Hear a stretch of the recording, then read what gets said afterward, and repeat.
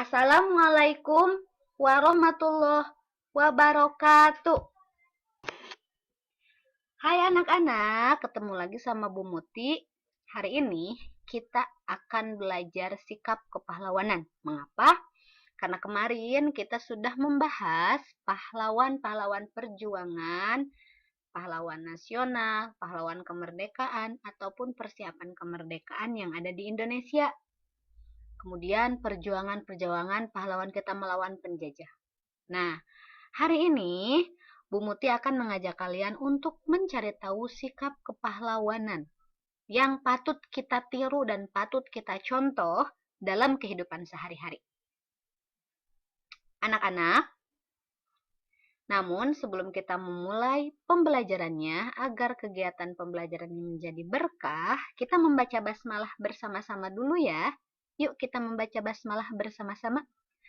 Bismillahirrahmanirrahim. Oke, anak-anak, mendengar kata sikap kepahlawanan. Coba, Ibu mau kalian simpan di dalam hati. Kira-kira menurut kalian, sikap kepahlawanan itu, contohnya itu seperti apa? Coba disimpan dulu, diingat-ingat. Ibu kasih waktu untuk mengingat apa yang kalian ketahui mengenai sikap kepahlawanan.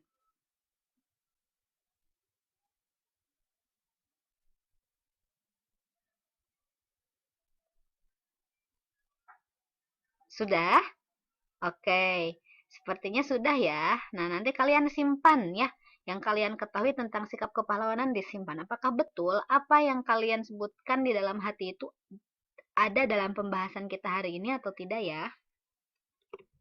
Nah, anak-anak, sikap kepahlawanan itu merupakan contoh sikap yang perlu kita tiru, perlu kita contoh sebagai generasi penerus bangsa. Karena yang menjadi generasi penerus bangsa kita sekarang adalah diri kita sendiri. Kalian semua, anak-anak yang hebat, yang mampu merubah negara Indonesia menjadi negara yang lebih baik, bisa menjadi negara yang lebih maju. Ya, bangsa Indonesia, anak-anak, dulu itu pernah dijajah oleh Belanda, Inggris, Portugis, dan Jepang. Penjajah menciptakan kesengsaraan dan ketidakadilan. Dalam situasi ini muncul pahlawan yang kemarin kita bahas.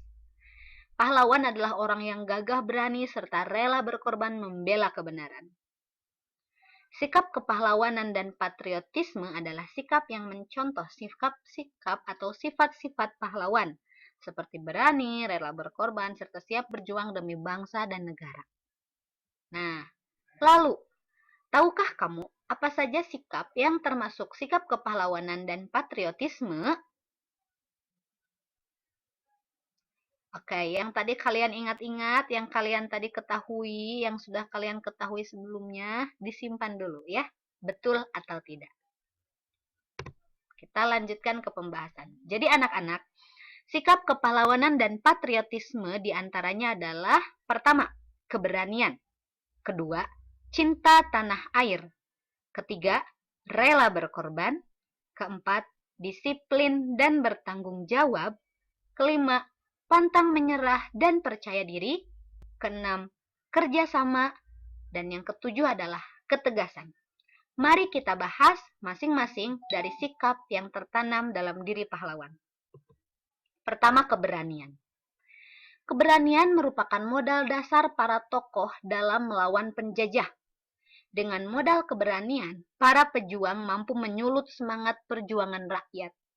Keberanian para pejuang mampu menggoyahkan pertahanan penjajah. Tanpa ada keberanian, para pahlawan tidak akan berani maju untuk memerdekakan bangsa Indonesia. Maka keberanian merupakan modal dasar untuk memerdekakan Indonesia. Nah, keberanian ini juga perlu kita tanamkan dalam diri kita, anak-anak. Berani menjadi lebih baik. Berani melawan kemalasan. Berani melawan hal-hal yang dilarang oleh agama ataupun norma yang berlaku di masyarakat kita. Berani menunjukkan kemampuan kita. Contohnya nih, kalau lagi belajar di kelas, kadang suka ada nih yang masih takut-takut untuk menjawab pertanyaan bu guru, atau misalkan masih takut untuk menjelaskan kepada teman-teman apa yang kalian ketahui ketika diskusi misalkan. Nah, hal ini harus kita tanamkan anak-anak ya. Kita harus berani dalam hal kebenaran. Kita harus berani dalam menunjukkan hal-hal yang baik. Kita juga harus berani melawan segala sesuatu yang tidak baik untuk kita. Ya, jadi ini harus tertanam nih dalam diri kalian ya. Karena tanpa keberanian, kita tidak bisa bergerak untuk melangkah lebih maju ke depan. Jadi, tanamkan keberanian dalam diri kalian anak-anak ya. Kalau dulu pahlawan melawan penjajah, nah kalau kita tanamkan keberanian untuk bisa menciptakan suatu hal yang lebih baik dalam kehidupan kita, khususnya umumnya untuk negara kita. Oke? Nah, yang kedua anak-anak ada cinta tanah air. Suka ada nih yang kayak gini. Kamu cinta tanah air, cinta cium tanah. Kalau cinta tanah air, cium tanah, kata misalnya ya. Nih suka ada nih yang ospek-ospek dulu, kakak kelas kalian dulu banget. Kalau sekarang udah nggak ada biasanya ya. Kalau dulu tuh biasanya gitu, kalian cinta tanah air, cium tanah, buktikan katanya. Bukan seperti itu anak-anak ya.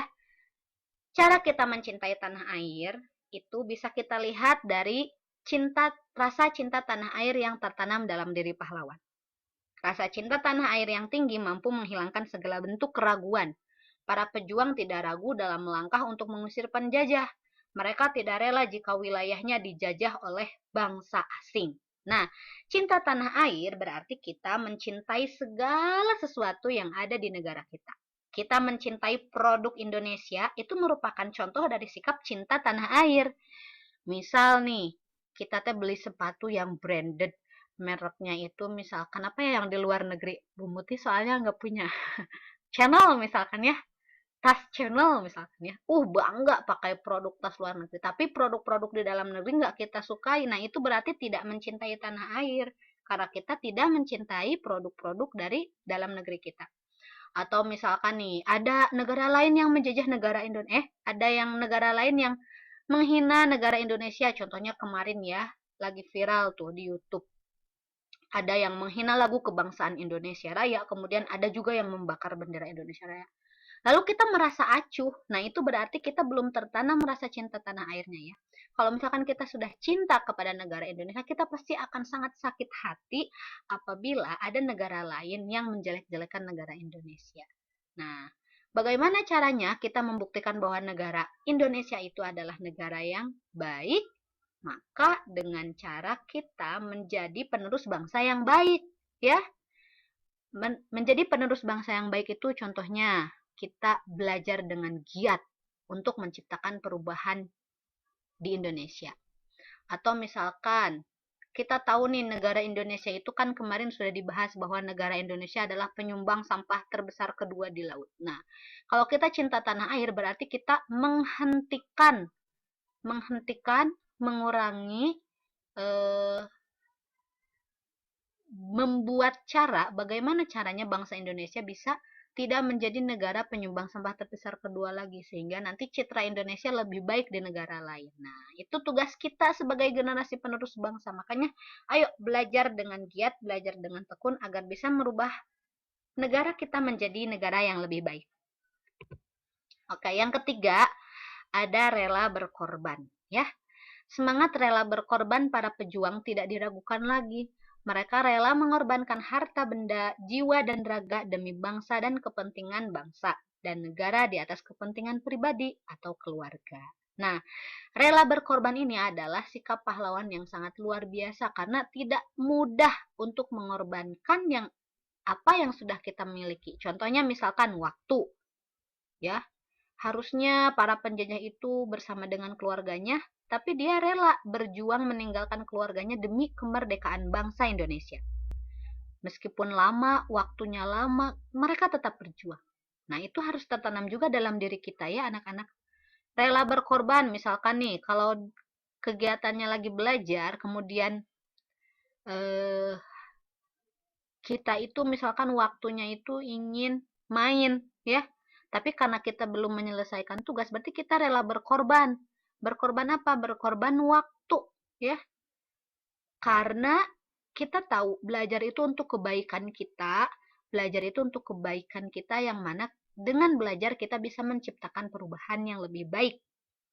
Nah, kemudian nih kita rela berkorban untuk mengurangi waktu mainnya, mengurangi waktu main gamenya untuk belajar. Nah, itu harus tertanam. Itu contohnya ya anak-anak. Atau misalkan kalian ingin membantu sesama.